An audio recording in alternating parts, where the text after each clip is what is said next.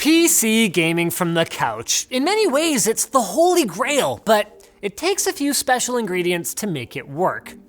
Bringing your computer into the living room? Well, that's easy enough. And these days, there are plenty of powerful, small form factor machines that look perfectly at home in your entertainment unit. Then there's the wireless controls. Well, fortunately, cordless peripherals have made huge performance and battery gains in recent years, and now they fit nicely inside these cushioned lap boards. Sorry, couchwood.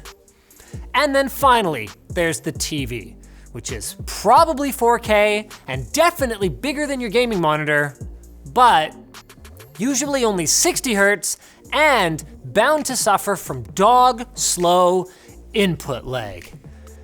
So yeah, the TV is basically always the weakest link when it comes to living room PC gaming setups. Or is it?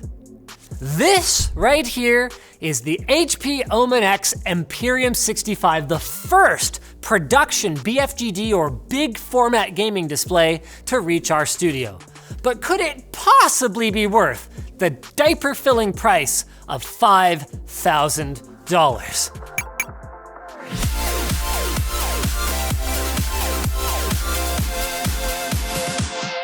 The Lee 011D has just been given a facelift by Razer. Now compatible with Razer Chroma devices, it also comes with customizable underglow powered by Razer Synapse 3. Click the link below to get a chance to win one for yourself. If you found yourself salivating over our review of the 4K 144Hz Asus PG27UQ gaming monitor last summer, then the TLDR is this. This puppy here is just about as ballin' as that $2,000 panty wetter was, but at over 4 times the surface area. It's pretty much the TV we have always wanted. Like, I am already trying to figure out how to get this video done as quickly as I possibly can so that I can just take it home and play games on it by myself in a dark room for all time.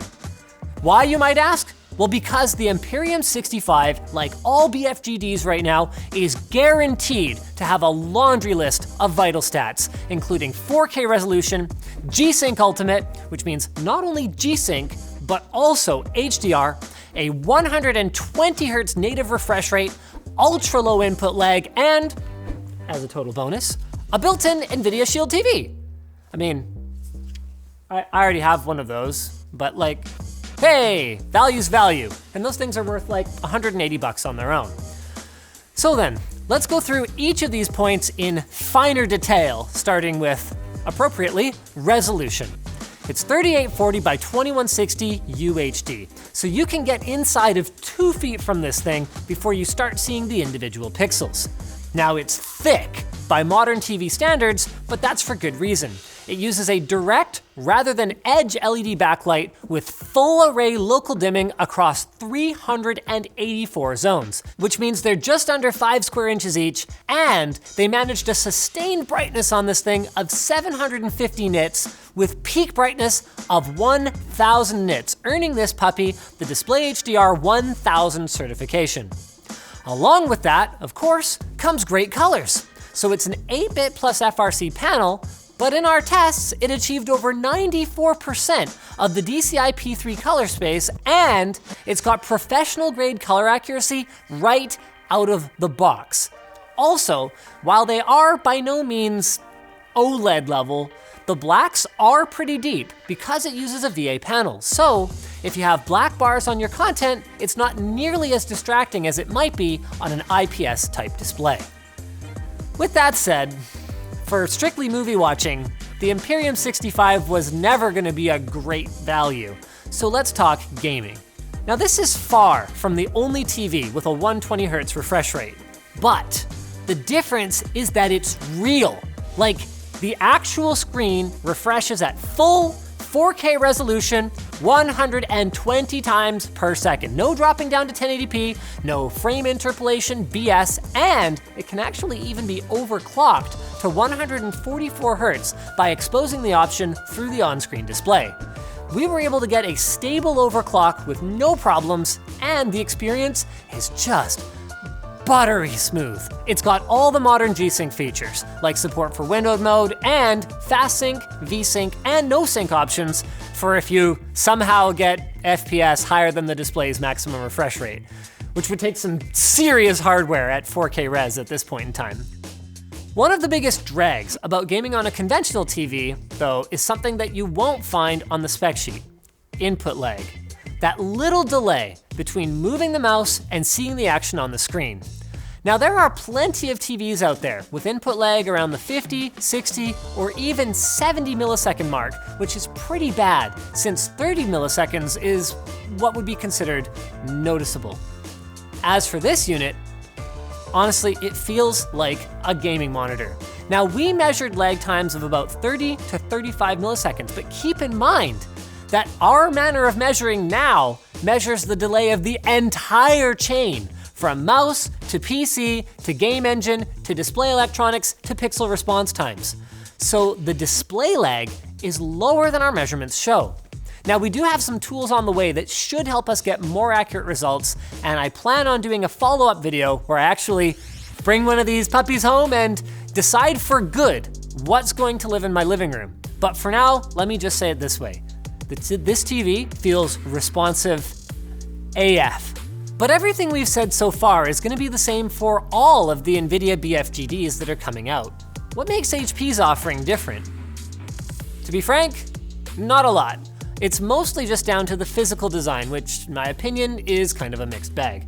One of my favorite things about this display is the little light bar that they put by the I/O. Isn't that awesome? You just wave your hands and it lights up. This might seem trivial, but it can be really hard to plug in a cable, especially with your TV mounted tightly against the wall. And like, trying to hold your phone as a flashlight in your mouth rarely improves the situation. Speaking of wall mounting, this set is also interesting because it comes with a soundbar and offers two different ways of standing it up. The first way is to attach these beefy matte black legs to the TV, and then, according to the frustratingly brief instructions, just kind of slide the soundbar underneath, I guess. Now, it's kind of inconsequential, but this method felt kind of weird because we weren't actually attaching the soundbar to the TV, even though they come together in the box. So then, if you want to do that, then you use method number 2, where you don't use the legs, and instead you mount these brackets to the soundbar first, and then everything to the bottom of the display. Which, by the way, takes forever because you can't just lay the display down on the table like the instructions say, because the bloody soundbar is thicker than the display, meaning that you will cross-thread the screws, which you can barely turn because the Allen key doesn't fit. Anyway, look, it doesn't matter. We got it done, but if all that sounded like it's not worth the hassle, then mission accomplished, I guess, because don't set it up this way unless you're going to wall mount it, because it's tippy to the point of being very dangerous. Like, this thing is puppy-crushingly heavy. On the subject of wall mounting though, that works great, and I was very pleased to see a standard face mount with no curvature and no nonsense, but don't expect to get that sexy flush mount look because this TV, as I alluded to before, is really thick. And then again, the soundbar makes it jut out even more than it absolutely has to. Yeah, you know what? The soundbar, overall, it's just kind of a contentious issue for me. So on the one hand, it is nice that a $5,000 TV comes with speakers that are at least halfway decent, though to be clear, not amazing.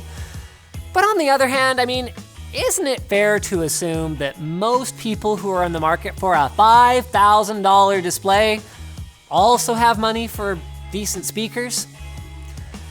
So I guess that's a tidy transition into the Emperium 65's weak points.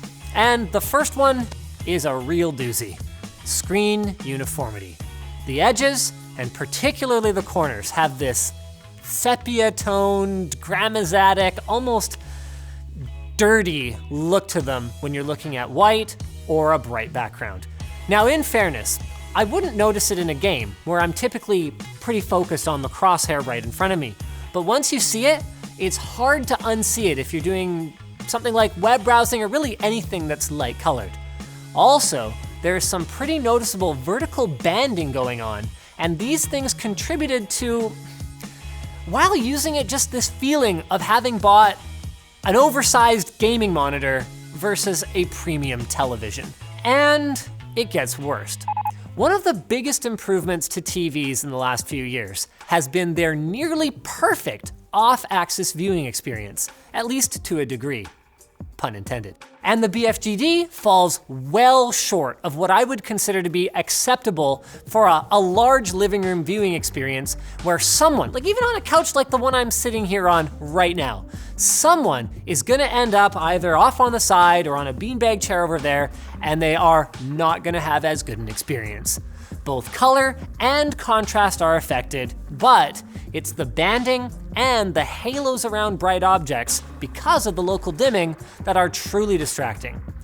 Now, they get better if you turn the local dimming off, but that's not what I wanna do when I'm gaming or watching a movie in HDR on my $5,000 display.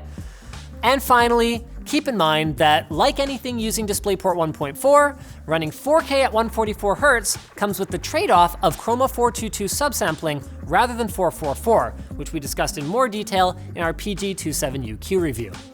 Also, the screen takes a good 10 to 12 seconds to turn on.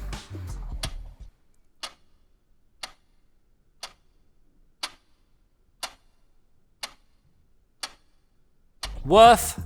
And when it comes to HDR support, the Emperium does not support Dolby Vision, instead only offering HDR10, which HP somehow thinks can be appropriately described as one of the most ambitious HDR standards. Yeah, okay. In conclusion then, this display is kick-ass.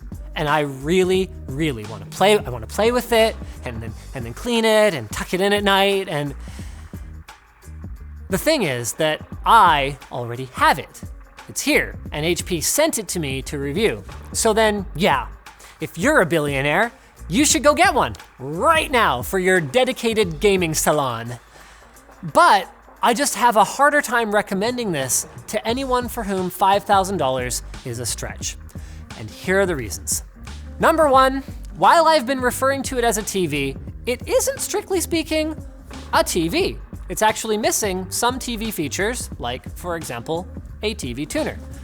I don't personally consider that a big deal because I don't remember when the last time anyone used their TV's onboard tuner was, but it's an important enough a distinction that HP sent us an irate email because we kept calling it a TV, and they were like, no, it's a display. So fine, I'm mentioning it, there you go. Two, it's really tough to push AAA games past about 70 FPS at 4K. And the thing is, if you're not gonna game at either 4K or 120 Hz, or more specifically both of them, then you might as well save yourself some cash with a FreeSync 120 Hz 1080p TV. Then, perhaps most importantly, three. Within the next year, we're gonna see a lot of the gaming features that make the Emperium so great start to appear in mainstream TVs. Sets with HDMI 2.1 are due out this year. That means 4K, 120 Hz, and again, with FreeSync support. So then, as long as they have low input lag, and a fair number of TVs out there do now, they'll probably offer up a very similar gaming experience compared to the BFGD. But they could be as much as a few $1,000s cheaper. So this was an amazing product concept that addressed a huge gap in the market when NVIDIA unveiled it at CES 2018. Now, it is a bit of a tougher sell. Do you ever wonder what your car is trying to tell you when the check engine light turns on? Well, an OBD2 scanner can help, but it can be complicated to use as it can produce hard to decipher codes. Well, Fixed offers you a better solution overall with its included OBD2 sensor and smartphone app for Android or iOS devices. With their solution, you can find out what the specific code is trying to tell you, the consequences if you ignore the problem, when you're due for maintenance, the estimated costs of repair, and more. It's extremely easy to use and is helpful no matter what your level of vehicle knowledge is. So use offer code LTT to save 10% at fixedapp.com/buy. We're gonna have that linked below. So thanks for watching, guys. If this video sucked, you know what to do. But if it was awesome, get subscribed, hit that like button, or check out the link. If you're a mad baller, like, do it. Check out the link to where to buy the stuff we featured in the video description. Also linked down there is our merch store, which has cool shirts like this one, and our community forum, which you should totally join.